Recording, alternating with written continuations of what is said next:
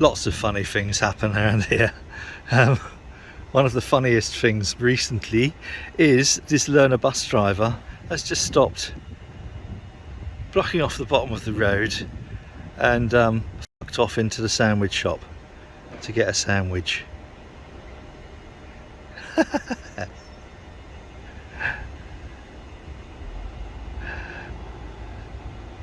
Bye bye.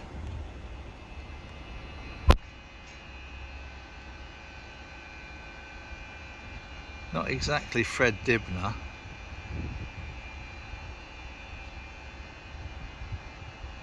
I'm just hoping that this is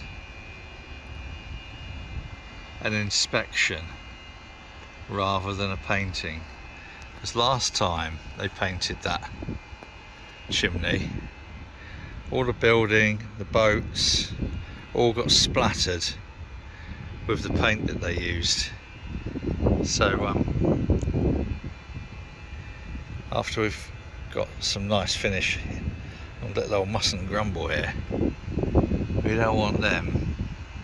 I got all the cars and that as well. Let's get a valet out. They paid for the valet, etc., but they didn't pay for repainting the bloody boats.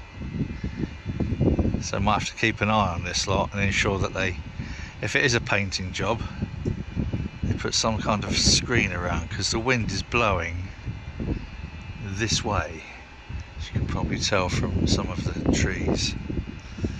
So it will come straight over here. Lovely. Welcome back. Bit windy but warm. We've got some pins, some plastic pins, and David brought these over a couple of days ago. You might know David from some of the comments that get left. So when I got the cask wedge things, I thought I'm going to need to try them out on something. So he said you can try them out with these. So that was lovely. Now I don't know where to get things like the keystones and the bungs and stuff. So I need to look through that a little bit and then give them a good old clean, because they're going to be stood outside for a while. Actually, there's a web address on there. Yeah, alright, might try them. So I might be putting a couple of the ales onto beer engines when we do our first whatever we're going to do. Oh, blimey, sorry about that wind. Right, other news. Not that. That's my amp rack. But you will have seen from one of the previous videos the 200 litre SS Brewtech kettle that I got, which I suspect I'll use as a HLT. Andy, actually, I'll put a bit of video that Andy sent me in now. This probably won't be in my video. I just thought I'd send you a little video message. Having a little cask cleaning session. This is what came back from the Folk and Boat Festival. Well, bar 3 of them actually. Bonkers. Got a bit of a Moston Dragon going on over there. I forgot I didn't have any SO4 yeast, so Sean from Tom's Tap has borrowed me one. We're just coming all cleaning the mash tun, just coming up to the boil. Well, actually just hit the boil, but the hops are in now, so it's stifled the boil somewhat. Fermenter is cleaned and sanitised, ready to go. Got this fucking cannula. Don't buy one. Absolute dog shit. And here, I'll pause now so you can edit at this point. And I'll do once speaking, if you want to put that in, and I'll do once just no noise. Here is Martyn's 200 litre copper kettle, which I've collected for him from a guy who was selling it on Marketplace. A very nice chap he was too. Started a brewery, pandemic hit, didn't go to plan, and then unfortunately he had an accident and he's injured his back, so You definitely need a back for brewing. So this is Martyn's, just here temporarily.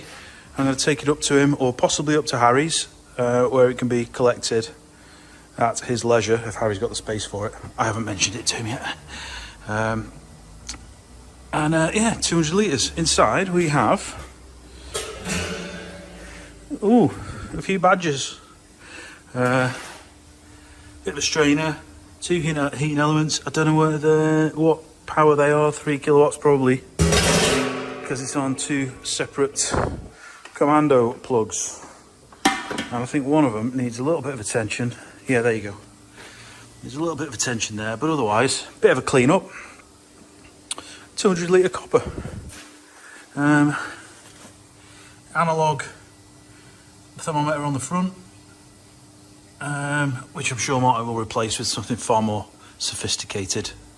So you will see this soon on a YouTube channel near you at MadeByMartyn.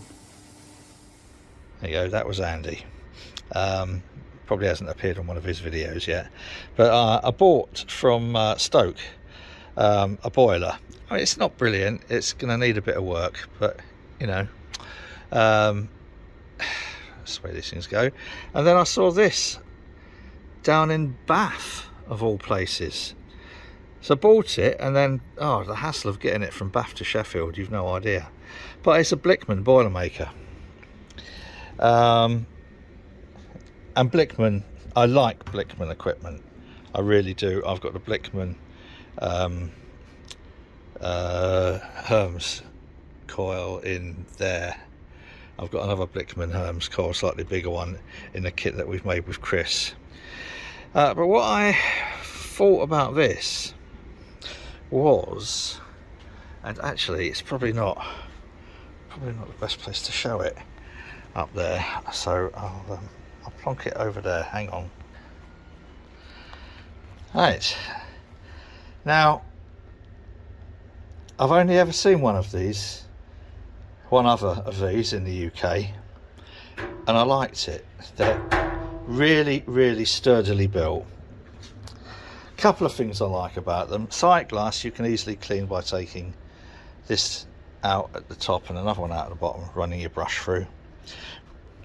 Can I reach it? The spout, or the pickup tube, you just pull out, and it's got a little locator pin here, so that when you put it back in, stretching my aged old arms, so it is.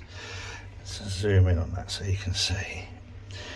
So that then will locate in there, and then when you're stirring, etc., you're not going to knock it, so it goes as good as anything to the bottom. There's a couple of little bits that need cleaning. These aren't rust, by the way. These are little bits of grain. Now, why did I want this? 2 reasons. The first was they've put a tri-clamp fitting in, and that is a 2.5-inch tri-clamp fitting. Sorry, all you're getting is a reflection in there of my toes, sorry. So it's a 2.5-inch 64mm tri-clamp fitting. So there's me thinking, well, actually, do you know what, this could be used as a boiler. Put a 9 kilowatt element in there with tri-clamp fitting. 9 kilowatt, perfect for this 200 litre. So this could be a kettle, but oh yes, but there's more. So there's more. This one came with this false bottom, and those aren't handles there to support it on the bottom. And like a prat, I'm going to try and do this one-handed, aren't I? Never mind. We all like a good laugh on this channel, don't we?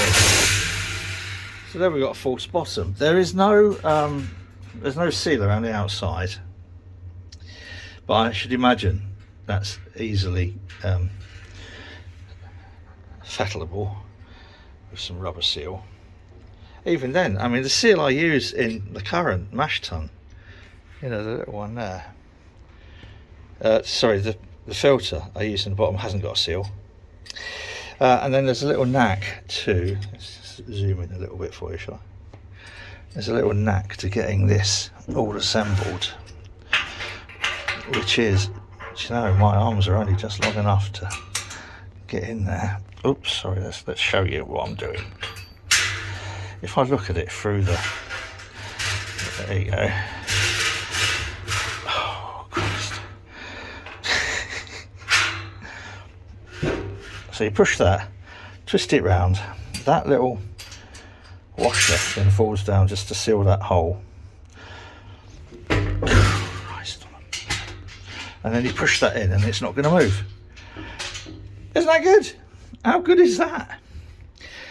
So it could either be a mash tun or a copper, and comes with a lid. So there we are. I think that was a little find. Gonna have to replace this, so I'm going to take this out, use a Q match, punch a hole in there, put a thermal well in there, and then I'm just going to wire it up to PT100. So I will, if I do use this as a mash tun, I use the take off here, return up here, for going through the Herm system. What Herm system, I hear you say? Well, rather than building another Herm system, one of the things that I always find is you can never have too big a HLT.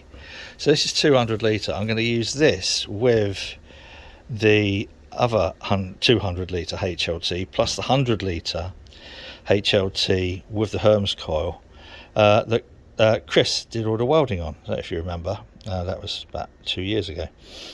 And so then I will have 200 litre HLT, 100 litre HLT with Herms, mash tun, and then copper, and then slightly bigger underback than the underback I use. I'm going to be testing at some point this week, probably next week actually, because it's Wednesday, taking all these off and away and putting that system that we built with Chris on there. So that'll be a 100 litre one there, the 80 litre mash tun that I got from Ian Powell at Powell Brewing, and then the 100 litre Firkin copper that Chris did all the welding on, and fill them all up and see whether this will take the weight. That'll be a fun little jaunt, if it will, and I think it should.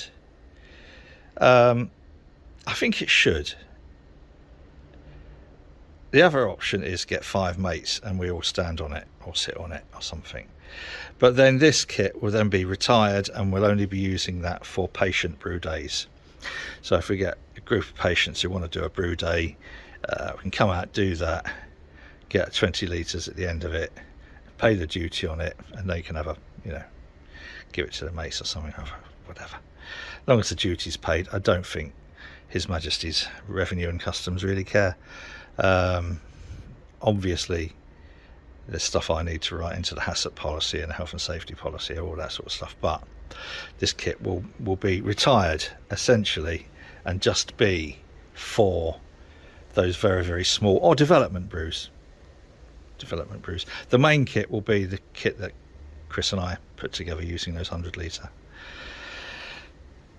And then the question obviously you're going to want to ask is, what am I going to do to ferment with them? So I got these from Johnny at Brew Keg Tap. These are 58 litre kegs, which, using that 100 litre kit, I think we'll be putting about 50 into here and 20 into the smaller version. There's a smaller version of this which is 27 litre. So I'll be doing a base brew, whether it's lager or a New England IPA, and I'll be dry hopping differently between the two. So in the 58 litre I'll be doing ones that I know work, and then in the 27 litre ones, which aren't here yet, I will be doing more experimental, so retaining the ability of the pilot kit but brewing it on the 100 litre kit. So that gives me, because I think the 100 litre kit will be fine for about 70-80 litres, and at the end of the boil I'm going to lose some going through the heat exchanger, etc. I lose a bit because the trial jar that I have to use now for the revenue and customs hydrometer essentially is quite a lot larger than the one that I've been used to using. So all the way along those steps there's bits of wastage. So I think if I'm looking maybe 50 in here, 20 in one of the others, 70, that gives me enough overhead. So I've got a couple of these are amazing. The only issue is they don't have the ability like the Firmzillas to put the cooling coil in. That may change, but I think they're going to be the business. What about these? So you bring 200 litre brews. Yes, I could brew from these into there. The 200 litre brews are going to be for our commercial side of the Ale Chemist Limited, where I will be doing bulk stuff of our core beers for in-house, but also making some available for sale locally. So 200 litre kit is usually thought to be considered what's known as a one barrel kit, 1 BBL, 1 barrel. So I went out and I bought a 1 barrel, right Marley? A 1 barrel fermenter. It's a bit windy out here still, so I'll just wheel it in. So this is what, 158, I think, litres, which will give me a chance to do out of that 2 50 litre steels, 1 30 litre steel, and then maybe a corny, who knows, or any combination of those. Andy was mentioning the 20 litre poly kegs, so I might be looking, I don't like the idea of those, but I might be looking at those for external sales. So this is a lovely bit of kit, beautiful bit of kit. It's not really pressure rated, but that doesn't particularly matter. It's got a heating mat underneath. It comes with a little STC 1000, which I think is just SS Brewtech's kind of implementation of that. It's all 12 volt. So I'm guessing the heating pad underneath here is 12 volt. As far as cooling goes, it has got inside, I think this is disconnected. It's got a cooling coil, and I must give this a good thorough clean out. It's got a thermal well in the back. So my thinking is I'll use one of the maxi coolers, one of those under there, and then connect these to the maxi cooler with a little inline pump. I've got several of these pumps, or it doesn't even have to be one of those, just to chill it down, and then maybe replace that with an Inkbird so that I can remotely monitor it. We'll see how we go. So that's our 3 stages of brewing. That essentially will be for patient days, or maybe kind of like other activity days, and just enough pay the duty on it, and then see what we do with it. The main kit will be Chris's, well, the kit that we put together with Chris. That will replace this essentially. The only slight concern I've got on here is I've only got a 32 going in here. That's the 32 up there. That there that feeds it. The one at the end will have two 3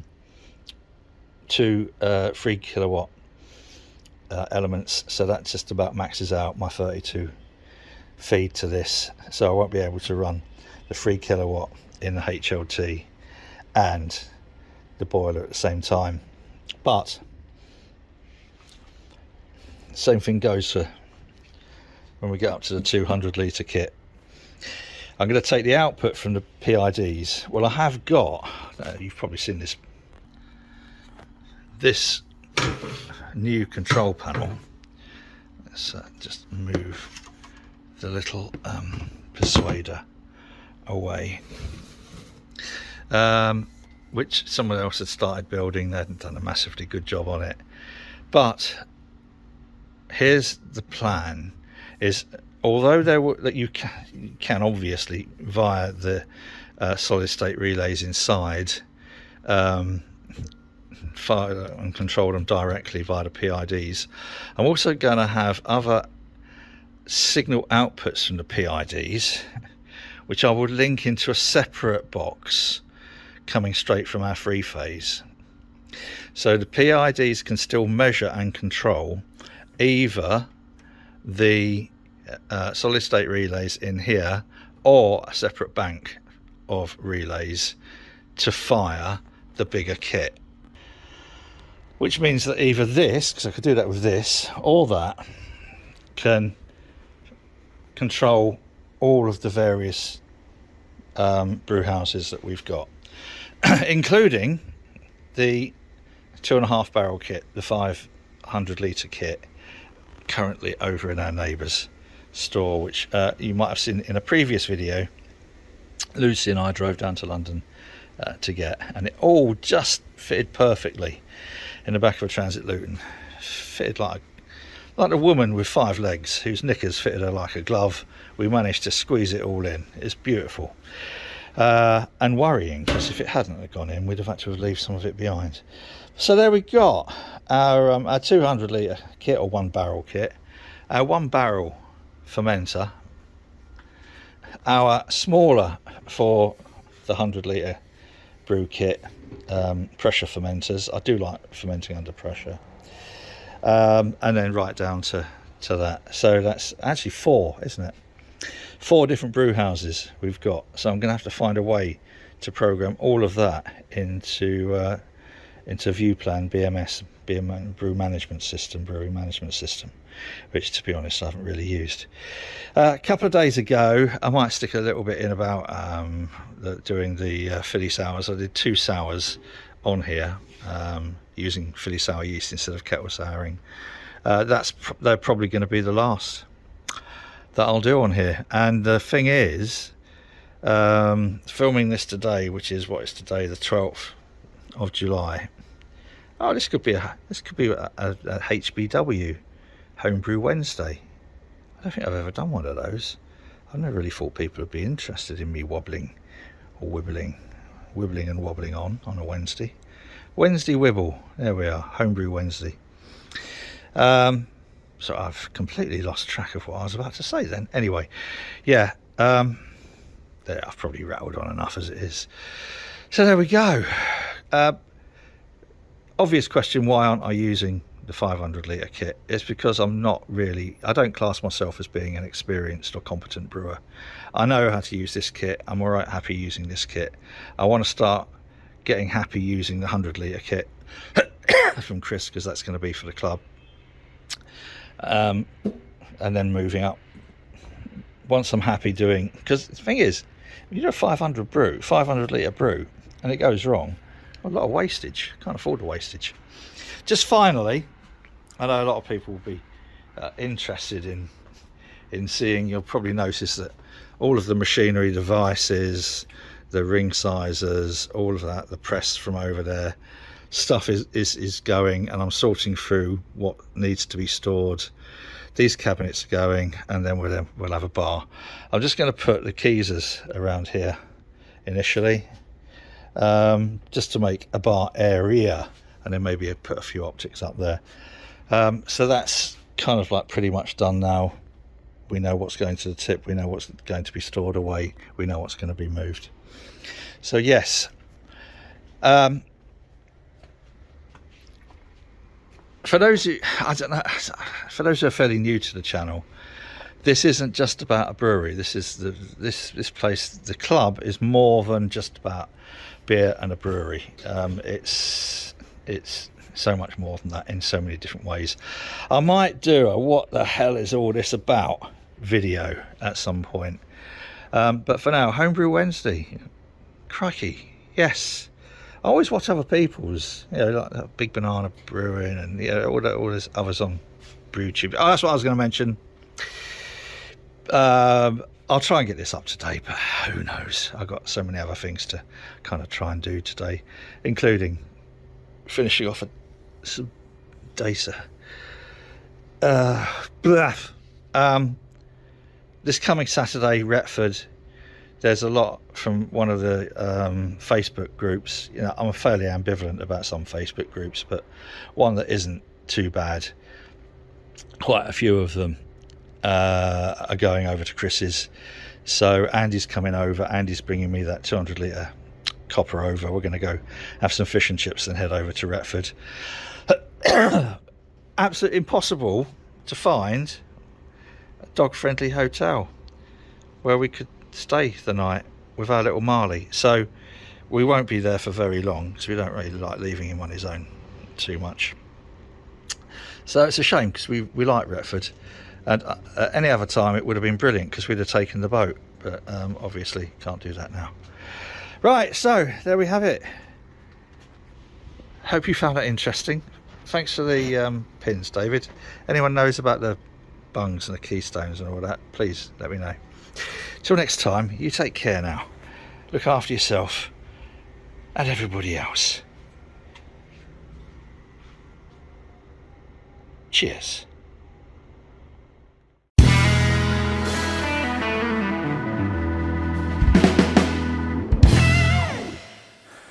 Got this fucking cannula. Don't buy one. Absolute dog shit.